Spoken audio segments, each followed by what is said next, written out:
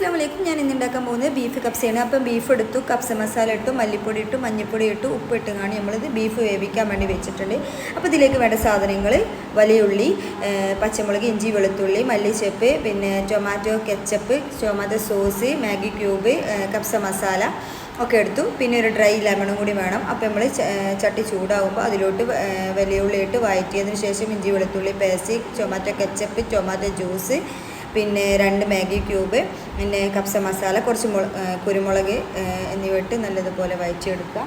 പിന്നെ നമ്മൾ വാങ്ങി വെച്ചിട്ടുള്ള ബീഫ് ഇതിലോട്ടിടുക. ബീഫിൻ്റെ വെള്ളം വേണ്ട, ബീഫ് മാത്രം. പിന്നെ ഒരു പച്ചമുളക് ഇട്ടുകൊണ്ട് ഒന്ന് മസാല എടുക്കുക. പിന്നെ നമ്മൾ ഈ വേവിച്ച് വെച്ചിട്ടുള്ള ബീഫിൻ്റെ വെള്ളം ഇതിലോട്ട് ഒഴിക്കുക.